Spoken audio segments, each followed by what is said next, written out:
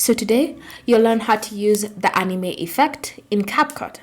So the first step is to open your project, and it can be a project you are previously working on, whether it's a photo or a video, or it can be a new project that you want to start.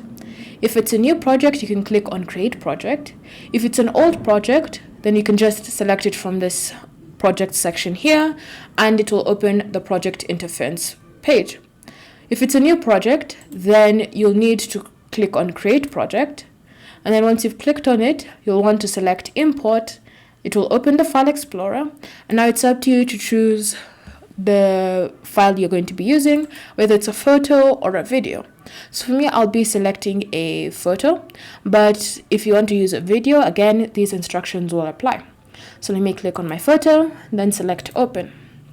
So once I've selected my photo, then you'll need to add that specific file to the timeline. And all you need to do is simply click on this plus icon, and it will be added to the timeline. Or you can just drag and drop, and either way, the photo or video will be added to the timeline.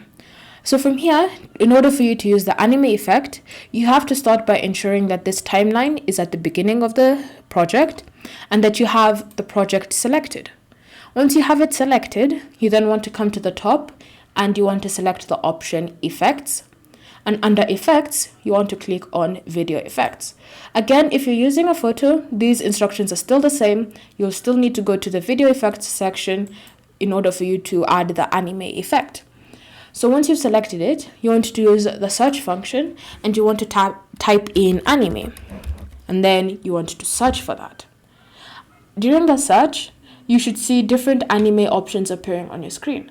So this is one of the anime options that are available for me to use. So all I need to do is to simply just click on download. And then once it's been downloaded, then you can see the preview appearing on your project, whether it's a photo or a video. And then if you're happy with how it is, you can just click on add and it will be added to your project. You can choose to choose how long the effect is going to last and where you are going to place the effect. So you can use the handles to increase or decrease the size of the effect, and you can just drag and drop it directly to where you want the effect to be placed. And then once you've done all of that, you can now just play your project, whether it's a photo or a video, and you'll be able to see the effect.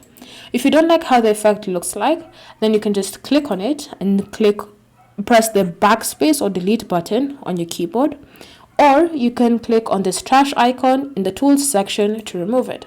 Then you can go back to the video effects section and you can look for a different anime effect, select it, select the download icon, then click on plus so that it can be added onto your project.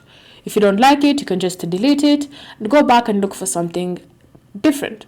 So have fun exploring the different anime effects that are available for you to choose from, and just have fun customizing how it's going to be applied to your project. Thank you for watching. If you have any questions or comments, leave them down below and we'll get back to you.